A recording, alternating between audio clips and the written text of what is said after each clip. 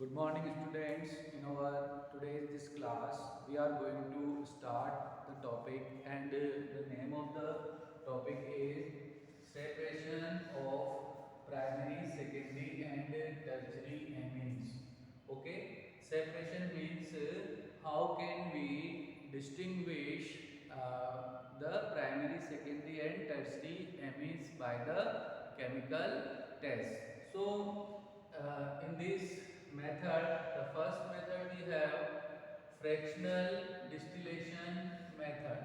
When we use the fractional distillation method, we have to provide the temperature to the anilines.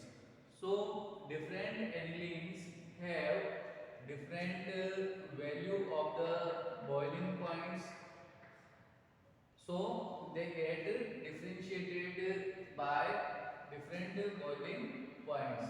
In this case, this 1 degree amine have the boiling point of 290 Kelvin temperature. Then the secondary amine, 2 degree amine have the boiling point of 300 to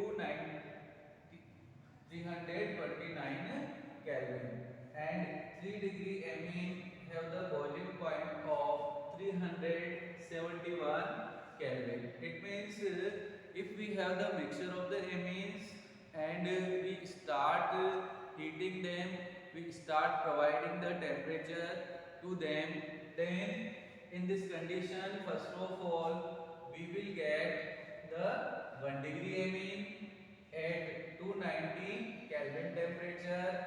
Then after we get the 2 degree amine on 329 Kelvin temperature. Then after at the last remaining part is of 3 degree amine, which have the boiling point of 370 Kelvin temperature. So this is first method of fractional distillation we use in separation of the amines. Now second method. In this second method, this method is known as Hinsberg's method. Hinsberg is a scientist. On the name of the scientist, this method is known as Hinsberg method. Okay. In this reaction, we use a chemical. It is known as benzene sulfonyl chloride. What is the formula of benzene sulfonyl chloride is this is the formula of benzene sulfonyl chloride, in which benzene ring is present and by the single bond SO2Cl group is attached on this. So this is the benzene sulfonyl chloride.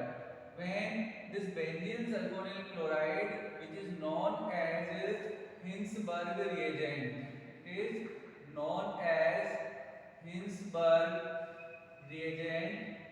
So when we react the benzene sulfonyl chloride with primary amine, this RNH2 is the primary amine or 1 degree amine. When we react with 1 degree amine, what we observe, hydrogen atom released from this NH2 group and chlorine will release from this sulfur atom.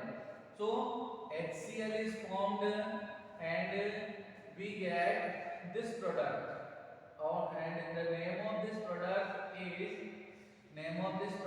is N-alkyl benzene sulfonamide. This product is known as N-alkyl benzene sulfonamide. When we react in the next step, this N-alkyl benzene sulfonamide reacts with KOH. When we use the KOH, liberation of H2O molecule takes place. How it liberates? This hydrogen from the nitrogen and this OH from the KOH get liberated and formation of water molecule will take place. And what will be the product we have in that case? In that case we have the product, and this product is potassium salt. The product is potassium salt. Now, what is the property of this potassium salt is this potassium salt is soluble into the KOH. So, this is the first method which we use in case of primary amines. Now, what we observe when we react the benzene sulfonyl chloride with the 2-degree amines. When we react the benzene sulfonyl chloride with 2-degree amines, the reaction which we have, removal of HCl takes place and the compound which is formed is NN dialkyl benzene sulfonamide. This compound will form in this particular case. So this compound is insoluble in KOH. So these two conditions we differentiate between the primary amines and secondary amines by using the Hinsberg reagent reaction. Now in tertiary amines, what we have, as you all know, that the formula of tertiary amine, 3 alkyl groups are attached on nitrogen atom and no any replaceable hydrogen is available on the nitrogen atom. So tertiary amine does not react at all with the Hinsberg reagent because nitrogen atom don't have any replaceable hydrogen atom for the replacement or for the reaction with benzene sulfonyl chloride. So these separation methods or distinguishing methods we use in the amines. Now the next point which we have is uses of the amines. How we use the amines in different applicative parts. So we have to discuss the uses of different amines. In this case, as we all know that amine is a aromatic compound and structure is differentiate. So basically low molecular mass aliphatic amines are used as reagents in organic synthesis. Uses of amines. The amines are used as a reagents in organic synthesis as reagents in organic synthesis. It means different organic compounds we synthesize by using the amines. Like diazonium salt is prepared by the amines as solvents in the laboratories and industries. As solvents in labs and industries.